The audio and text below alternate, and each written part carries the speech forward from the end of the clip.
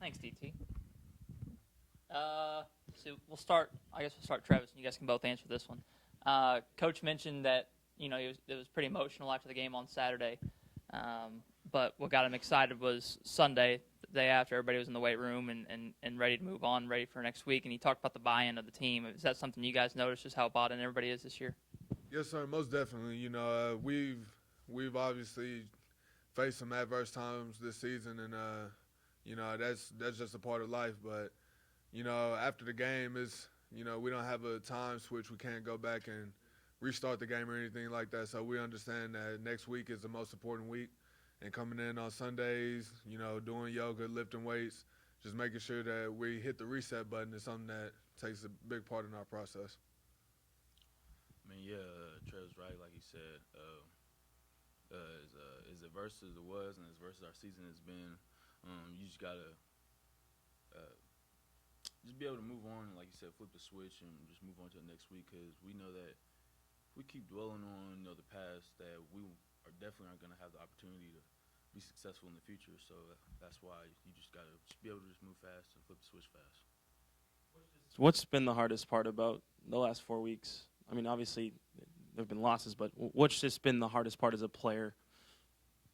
I would like to say just, like you said, we haven't gotten the results we have, but I would say understanding that the amount of hard work that we put in and not necessarily getting the results that we want. But, that's not going to change. We're going to continue to work hard, continue to hit the reset button, flip the switch every week, not harp on the past, as Chris Ivy said, and just understand that adverse times come, and it's something that we have to face. We can't go back in the locker room and hide, or we can't point the finger at each other, which doesn't happen in our locker room and won't happen. But it's just something that comes with the game of football. I mean, yeah, just everything we've been through just this season, like you said, these last 4 games, just put a lot on our shoulders, and we've been able to see who we are as a team. And so, as a player, as a person that's been here for a long time, all the work that we put in, you would like to see that work coming to fruition, and get over that hill. But like you said, can't dwell on it, and you just got to keep moving forward. Going back to Coach talking about how kind of proud he was of you guys and the way you were Sunday, what is it about this team after those devastating losses that makes you have that motivation to get up the next day and just do your thing as usual? I'd like to say, I'd like to compare it to football, honestly. You get hit, you keep getting hit. Eventually you get used to it, but the next time you're expecting that hit, you come a little bit harder. So I feel like this week we're going to come even harder, come even stronger. I'm going to continue to critique ourselves, work on details, and just bring everything that we can to make sure that we don't end up with the results that we did this past couple of times. And then just having the mindset that we got to do everything it takes to just do better despite of things not going our way. You can't let doubt creep into your mind at all. Every day I wake up, as soon as my feet hit the floor, I'm up and at it. I'm ready to go, and I'm ready to attack the day. And that's how you gotta go every day, win, lose, or draw. And like I said, as adverse as our season has been, and as hard as it might be to wake up some days, you just got to do it. You got to do it because the people that are playing next to you, the people that are sitting in the locker room with you, those guys are depending on you. For you to wake up and get back to work and do your job. And so, at least for me, that's what's easy about it. Was the next day harder for maybe the Michigan State Navy type losses, or kind of the heartbreaker like you had against Memphis and SMU? Which one is harder the next day to have that motivation to keep that excitement up? I'd like to say that a loss is a loss regardless, but definitely the heartbreaking, losses towards the end of the game, those are a little bit more tougher to deal with. But at the end of the day, it just puts a harder shell on us. And, so when and if those times do come back around, it won't be as hard because we've been in those situations before and we'll know how to face it the next day and deal with it. I mean, like you're saying, man, you can only respond to adversity with triumph, and you can't let things that might be heartbreaking, things that might be tough. You can't, like I said, you just can't let that defeat you. And so as like the heartbreaking ones are definitely the hardest, but like you said, man, you just gotta just wake up every day, just keep getting better, just keep going to work, no matter how hard those losses might be. Anything else for players, Bruce?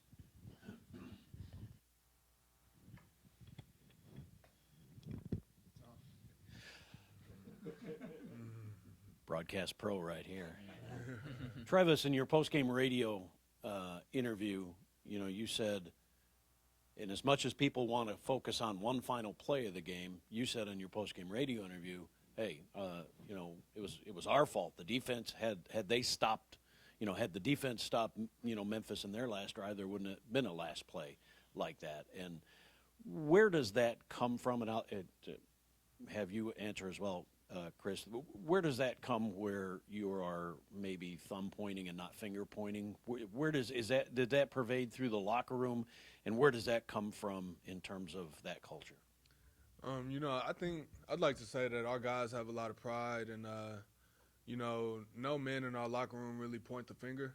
I think that we would rather put it on ourselves. So, I mean, if I talk to Chris Ivey, he would probably say, like, oh, that's on me. And then if he was talking to me about the problem, I would say, oh, that's on me. And, I mean, that's not the necessary situation, of course, but I feel like a lot of guys in our locker room have that attitude, just put it on me because, we can deal with it. And us as a team, I feel like we're pretty tight and that we can come together and understand that, some guys make mistakes, as if I have to run a certain play and I don't run it during the game, then that could be that main play that sets up that last play. It's not just one player's fault that just because it came at the end of the game. Everybody makes mistakes throughout the game, and I feel like a lot of people zero in on that key moment at the end of the game just because that's when it arrives.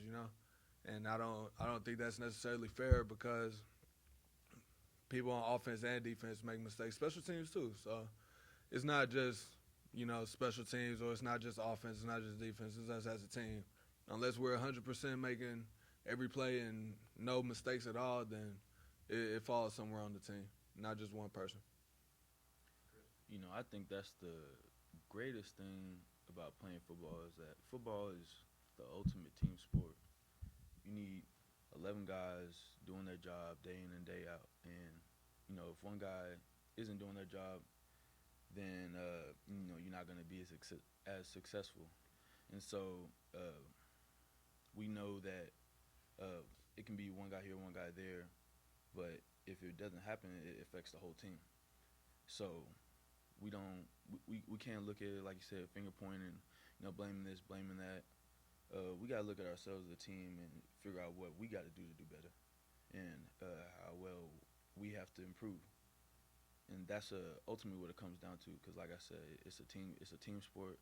It's probably one of the best team games because it requires everybody doing their job game in and game out. And that falls back on the team. And so, like I said, man, we just got to stay tight. And in that locker room, it's as tight as it's going to be right now.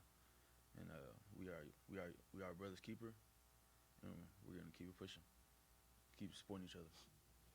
And I got to ask you both, coaches probably do this, fans do this, but, you go back in a close game especially and go, there were 14 plays that I could have made a play in there somewhere. If I made one of these 12 plays, we could have won the game. Do you guys lose sleep over that too? Do you go back and kind of think in close games especially, if I'd have made this play or that play, does it kind of run through your mind a whole lot, especially the night after a game? Yes, sir. I'd honestly say so, yes, sir. But it'll take place within the 24 hours.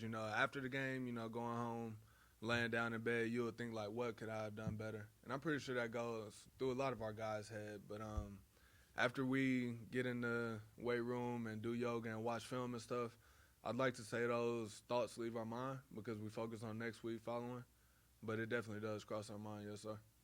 Yeah, because I mean, obviously nobody likes to lose, and it's a letdown, especially if you think you're the reason you lost. And if you can specifically remember a play where you busted or where you made a mistake, it's just gonna run through your head, all night long. But like I said, man, it requires so much mental toughness this game, because if you sit here and you let a play, or if you let a moment in the game reflect on how well you've been playing all season, or reflect on your performance or your skill or your talent, you're definitely gonna guarantee yourself that you're just gonna keep messing up and keep making the same mistakes the next game, because you still haven't got over the first mistake you made. And that's why this game it requires so much mental toughness. It requires so much just next play mentality, because I mean, that's just the way of the game.